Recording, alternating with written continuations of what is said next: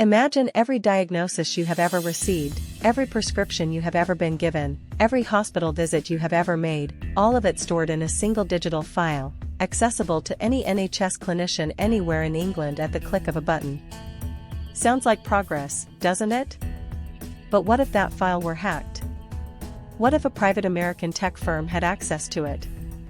What if the system simply failed, and your referral letter never arrived? These are not hypothetical questions. They are the exact concerns that drove MPs to hold the very first dedicated parliamentary debate on the NHS single patient record plan, and as of today, the 16th of July 2026, this story is far from resolved.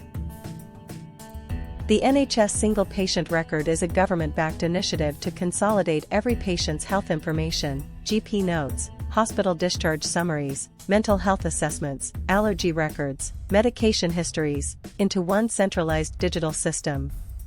The stated goal is straightforward: give any clinician treating you an instant, complete picture of your health, regardless of where in England you are being seen. At present, patient data is fragmented across dozens of incompatible systems that often cannot communicate with each other.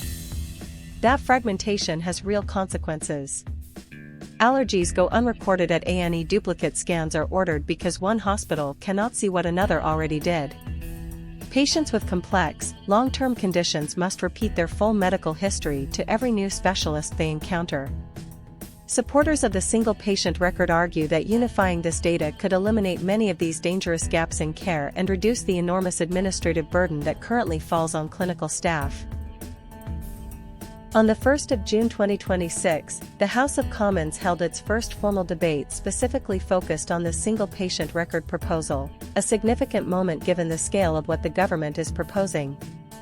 The session was notable for the strength of concern expressed by members across party lines.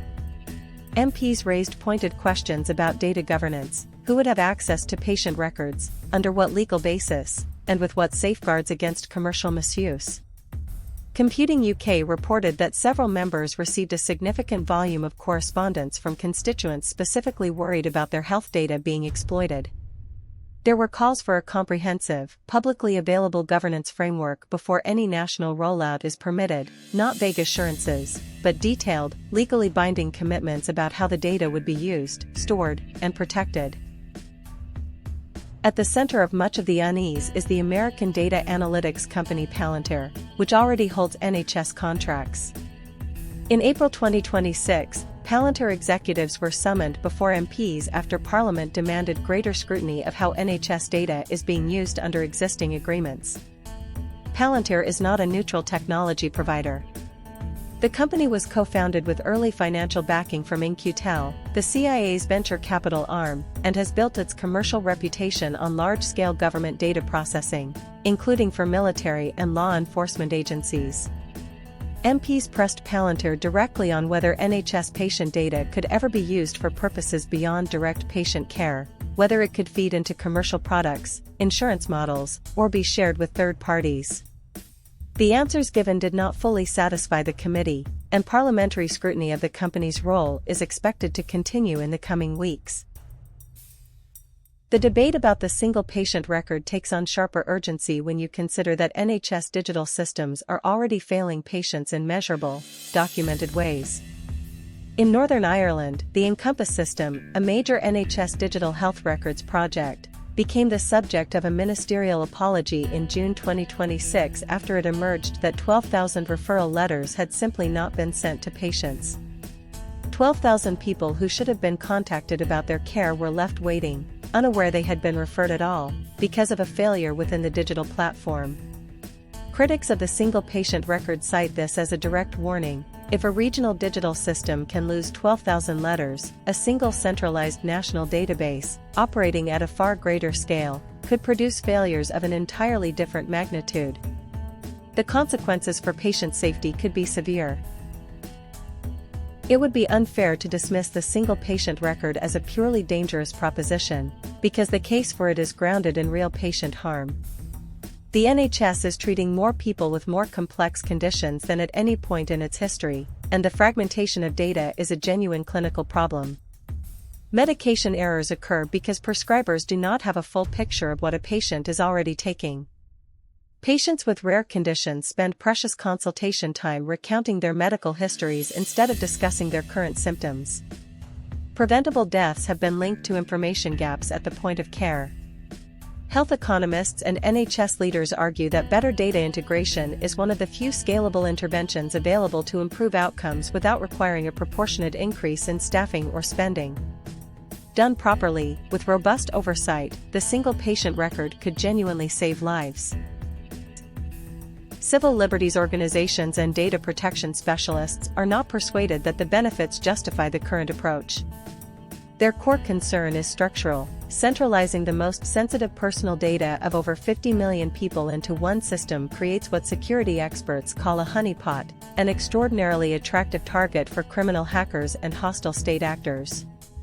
Large-scale health databases have been breached elsewhere, including in Finland, where a psychotherapy patient data breach in 2020 led to blackmail attempts against thousands of individuals.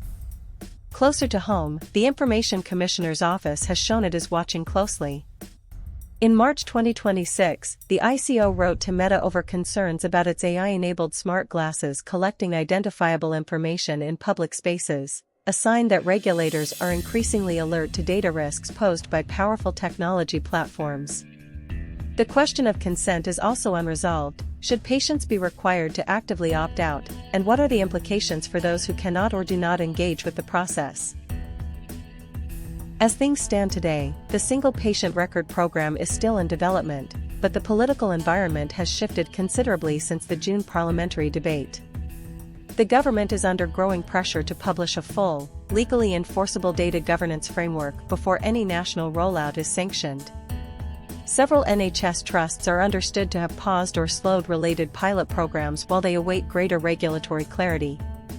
Parliamentary committees are expected to call additional witnesses in the coming months, including patient advocacy groups, independent cybersecurity specialists, and representatives from the Information Commissioner's Office.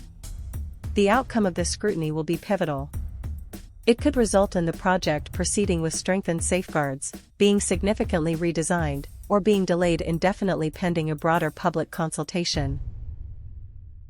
The NHS single patient record represents one of the most consequential digital health decisions this country has ever faced. The potential to improve care and reduce preventable harm is real. But so are the risks of data breaches, of commercial exploitation, of catastrophic system failures, and of a fundamental shift in the relationship between patients and the state. The parliamentary debate held on the 1st of June 2026 was a necessary step, but it was only a first step. The concerns raised by MPs reflect concerns held by millions of people across England who have not yet been asked whether they consent to this system. Health data is among the most personal information that exists. Before this program goes live at national scale, the public deserves clear answers, not reassurances, but binding commitments, about exactly who will have access to their records, what those records can be used for, and what happens if the system fails them.